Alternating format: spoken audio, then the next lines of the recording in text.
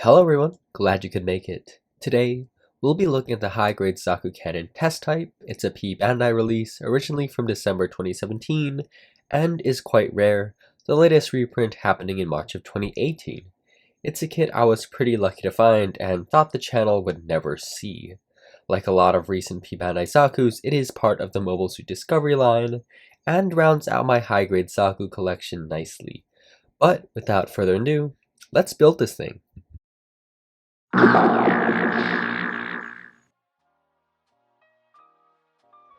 For a high-grade Zaku, there are a surprising amount of runners, 8 in total. 10 if you count the soft rubber parts for the power pipes and the poly caps. There's also a sticker sheet, which is pretty disappointing. Water slides would have been ideal, but for the time period it isn't out of the ordinary.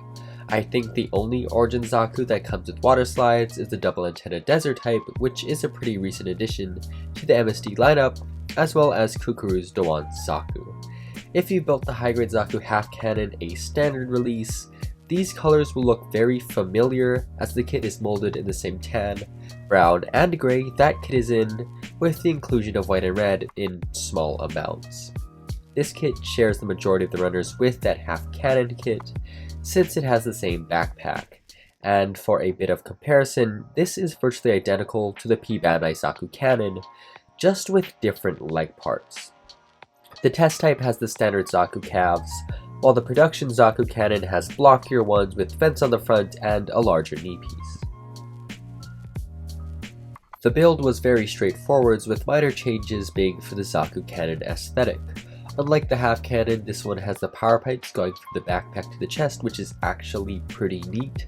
There is a new head, shoulder armor and shield, and the thighs are more square like on the Act Zaku. The elbows are also a little different. Overall, this kit is nothing unexpected, it's just the high-grade Zaku half cannon with new parts. If I were to rank this kit compared to other high-grade Zakus I've built, it wouldn't be that high on the list.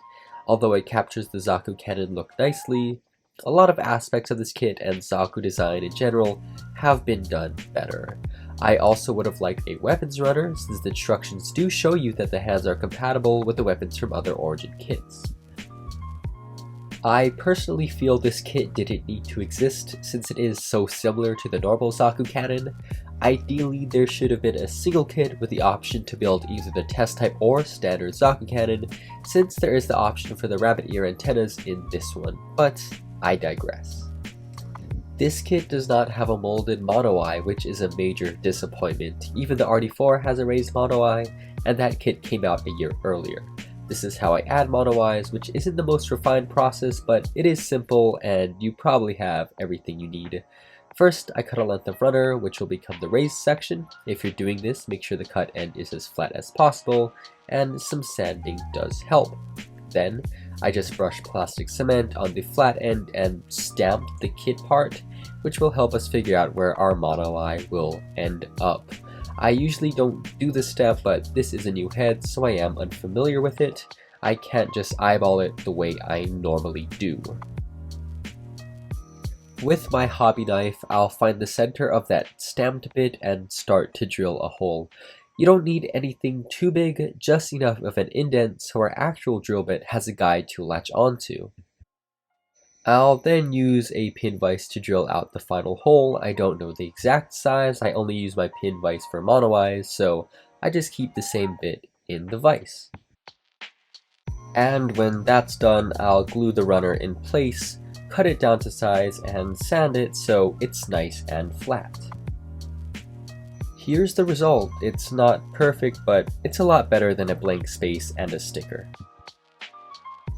I wanted to also show how I remove seam lines. I'll separate a part into its two halves and then brush plastic cement onto the contact surfaces. I'll then push the parts together and hopefully some liquid plastic should be pushed out. The result should look like a weld line, something like this. I'll then let this bead of liquid plastic dry for several hours and then sand it smooth. The shoulder armor on the kit does come with some texture, which I'm accentuating by stippling on Mr. Surfacer to create a cast metal effect. The kit was primed with Mr. Servicer 1000 and given a coat of Tamiya TS100 semi-gloss bright gunmetal, which is actually darker than my usual TS42. While I paint these frame parts, I want to talk about the color scheme I have planned for this kit because it's going to be a process tackling it. I've decided to paint this like the Zaku Cannons in Mobile Suit Zeta Gundam, which is one of the ugliest color schemes I've seen. Here's a picture of what that color scheme looks like, and this image is a little different from the Zaku Cannons you see in the actual Zeta Gundam anime. Those are more gray than purple, but this color scheme is pretty striking. It's also the same color scheme on the 1985 Zaku Cannon model kit as part of the 1:144 scale Zeta Gundam model series. To give myself a challenge, I will be reworking the colors to make them work better together, yet not omitting any. The plan is to use a really dark blue on the torso, hopefully one I don't need to mix, so the result is more consistent. And I'll use that as a launching point for the other colors. For the purple, I want it to be pretty muted, something like the plastic on the 1.5 Master Grade Dom, but I want to see if I can make it slightly reddish. The light blue will also have some gray tones, something like the head on my revised Sunset Zaku, but I'm not too sure about the shade of red on the pipes. We'll play that by ear, but I do think of using yellow ochre instead of bright yellow for the vents. I'm not going to paint the vents on the feet though, since the kit doesn't have that detail molded. I also think decals will play a big part in bridging the different colors together and making everything seem more cohesive. I want ones with lots of red. But back to the gray. I use this on the frame and inner surfaces as well as any other mechanical details like the thrusters. This gray also goes on the backpack weapon unit since it is my weapon color of choice. The salt gray is a perfect color for anything generically mechanical, being not too dark yet quite neutral. It's worked with every color I've painted so far, and hopefully it'll work with all these ones.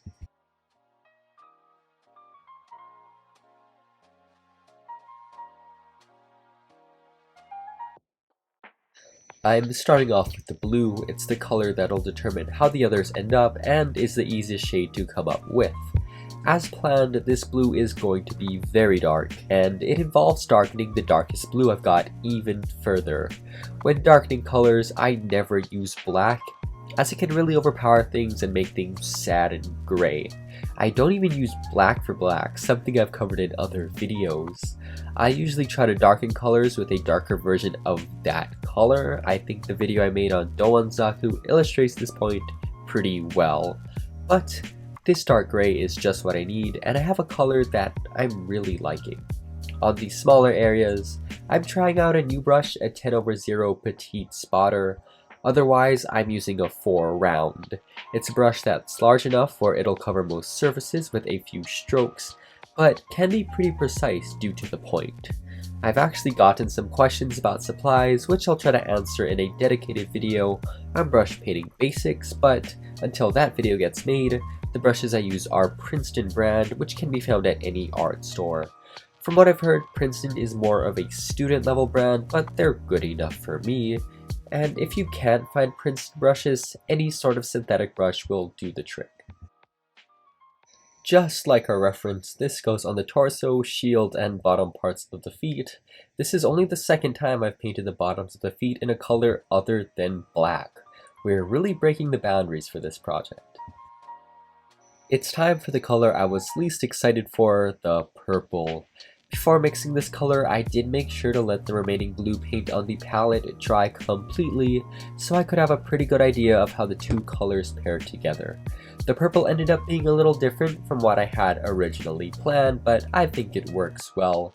I am playing this mixture a little safer than I probably could have, but I don't have enough experience working with purple or enough purples in my collection to do something crazy.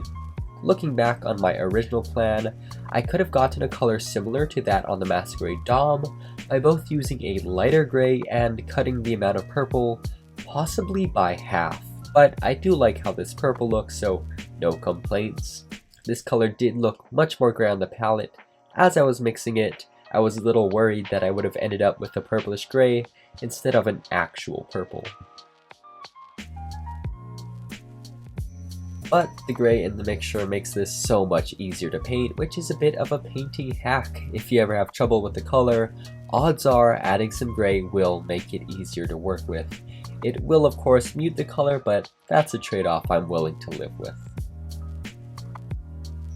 For the power pipes, I'm using standard red. I didn't feel like making a mixture since Vallejo's lighter reds are kinda garbage, at least for the bottles I've used. In the past, I've tried to use their scarlet and carmine red and was not impressed. This red is on the darker end as far as generic primary colors go, but this color scheme is pretty dark overall, so it does match. The next color I've got to paint is the light blue on the arms, hands, and ankles. I am introducing some gray in the mix because all the other colors have gray and I like the cohesion. For a color which appears in relatively small amounts, I actually think it's very important, maybe the most important. I have made this color lighter than on the original color scheme since the purple and blue ended up being more similar than I had originally intended and pretty dark. I do like this color though, it adds a little brightness, but it isn't out of place because of all that gray.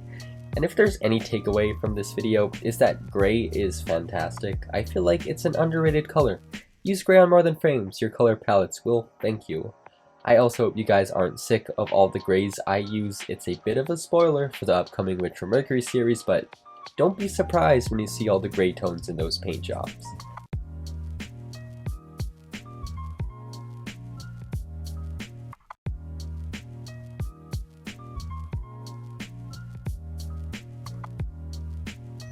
It's time for decals, which will absolutely transform the look of the model.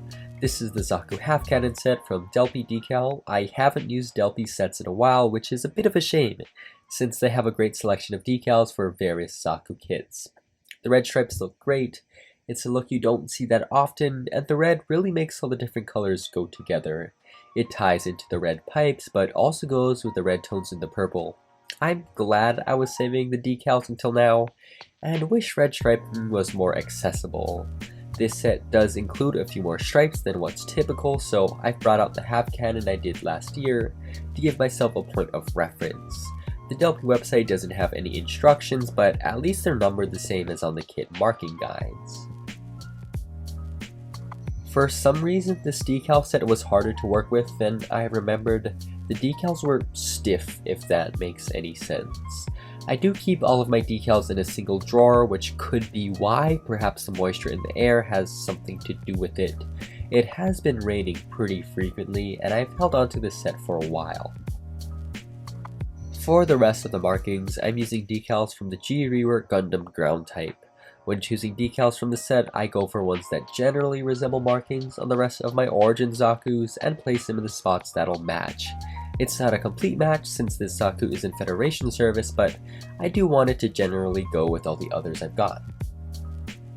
The decals are dry and now it's time to chip them up. I'm using a fresh hobby blade and with it, I just scrape at the decals until I get a chipping effect I like. From time to time, I will brush decal softener on the decals to make them easier to chip, as well as to get rid of the small decal particles that get scraped off by my knife. The red striping comes in two different thicknesses. The stripes on the chest and the legs is a little thicker than that on the skirt. I'll only introduce chipping on these thicker stripes since there's less of a possibility for my knife to scrape off the surrounding paint. I really don't want a line of metallic color showing along an entire stripe. Then I'll do some standard physical chipping with metal tweezers using their natural spring to bounce them all over the model surface, creating standalone chips. I can also create super fine scratched effects by scraping the model with the tweezers. In past builds, I've done this before decals, and I treat the steps interchangeably. There isn't an actual reason why I do decals before chipping and vice versa. It's just how I feel. In this build, I wanted to see how the Zaku would look with stripes, so I did markings first. I'm also doing edge wear using my knife. I usually go with the flat and back end of the blade so I'm not accidentally slicing down to the plastic, but for some reason I couldn't remove the paint that way, so I am scraping the paint with the actual blade. For visual interest, I make sure not to remove the paint along an entire edge, but in bits and pieces, and for the same reason, I make sure not to have mirror images.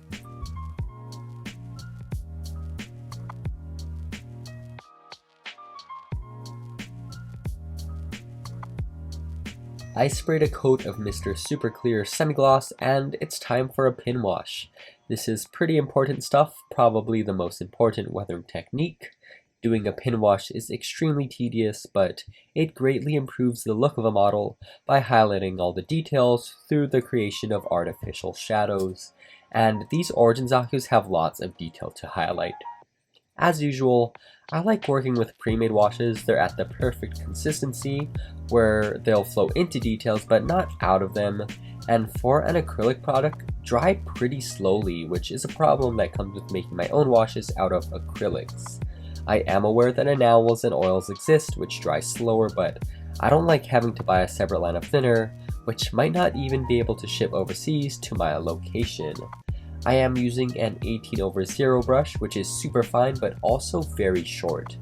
This combination allows me to get into all the details without any trouble, but if there is a little spillage, it won't be too obvious since not that much paint is on the brush anyways. The semi-gloss underneath also helps the wash flow better. You can get a wash to flow well over a flat surface, but the result is much messier. That can work in some cases, but this is 1 to 1/44 scale, and I don't want things to be too visually busy. The black wash is pretty subtle over the blue, but it does show up well enough on the purple and gray. It's time to add a patina. I'll speckle some brown wash all over the model, which is a step where you can be as heavy as you want. When doing normal speckling, I have to think about keeping the specks as small as possible, but here I don't care at all. Then with a flat brush, I'll just vertically streak all the specks down, which creates an effortless patina.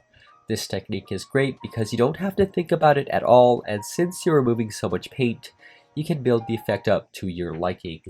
I usually go with 3 passes, but this is always subject to change. I will keep some specks without cleaning them up though.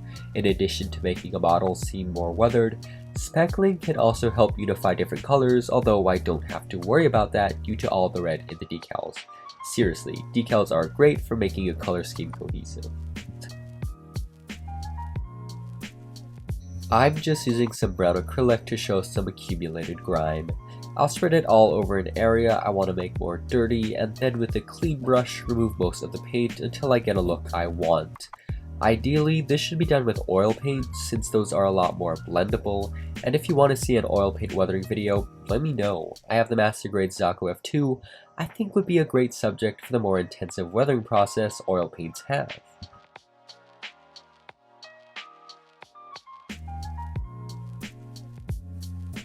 I tried using some rust wash to pick out some details I thought rust would occur on, and I also did some speckling with it. Rust washes can be pretty dangerous because they tend to dry a lot heavier than they look as you're applying them. But since these colors are so dark, it's an effect that was lost, which is kinda sad. I've been doing a lot of space use mobile suits and never had the opportunity for rust. I'll have to fix that with my next Zaku build.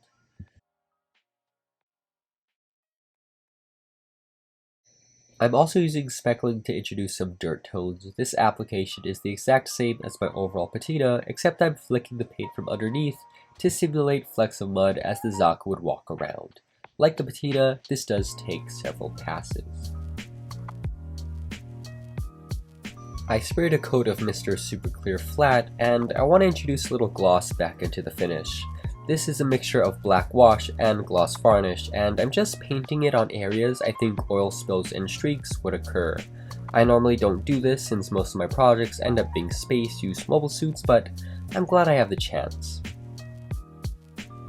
I'll then do some light speckling all over the model with this mixture, and with that, our Zaku is complete.